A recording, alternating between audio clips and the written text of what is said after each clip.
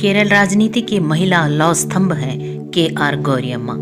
वर्तमान में वे जनाधिपत्यम संरक्षण समिति की अध्यक्षा हैं। इस राजनीतिक दल के गठन के पूर्व गौरियम्मा केरल कम्युनिस्ट आंदोलन की एक प्रमुख कॉमरेड रही हैं। गौरियम्मा अपने समुदाय की प्रथम महिला लॉ ग्रेजुएट हैं। इनका जन्म 14 जुलाई सन 1919 को पट्टनकाड जिला आलपुझा केरल के संपन्न परिवार में हुआ।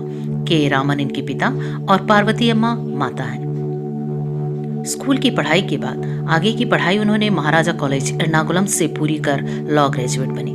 आजीवन इनके पिता श्री के रामन ही इनके मुख्य प्रेरणा स्रोत रहे। राजनीतिक जीवन में सर्वप्रथम सन 1952 के ट्रावणकोर कोचीन के विधानसभा चुनाव और सन 1957 में केरल के विधानसभा में वे चुनी गई। इसके बाद निरंतर वे केरल के राजनीतिक पटल की मुख्य हस्ती रही और लंबे समय तक राजनीति के मैदान में समर्थ पैरों से जमी रहने वाली मजबूत राजनेता है। ये वो दौर है जब केरल की महिलाओं का दायरा बहुत ही सीमित था। ऐसे समय अपने भाई की प्रेरणा से वे राजनीति में उतरी और कुशल राजनेता बनकर डटी रही। इनका विवाह टीवी थॉमस के साथ हुआ, परंतु राजनीतिक मतभेदों के कारण इनमें अलगाव हो गया।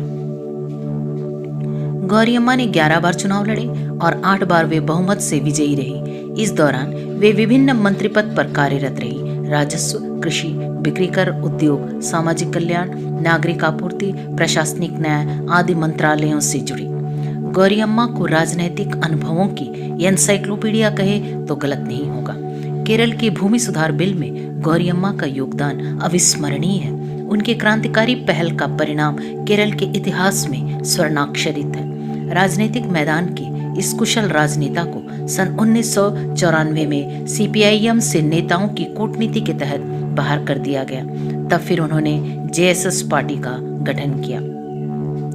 के.आर. गौरियम्मा केरल राजनीति और सामाजिक गतिविधियों की एक ऐसी मजबूत कुशल वीरांगना है जो 101 वर्ष की आयु में भी डटी हुई है। 7 दशकों से केरल राजनीति की चिर परिचित हस्ती के.आर. गौरियम्मा की स्वलिखित आत्मकथा का प्रकाशन हुआ। इस आत्मकथा पर केरल सरकार ने उन्हें साहित्य अकादमी पुरस्कार से सम्मानित भी किया।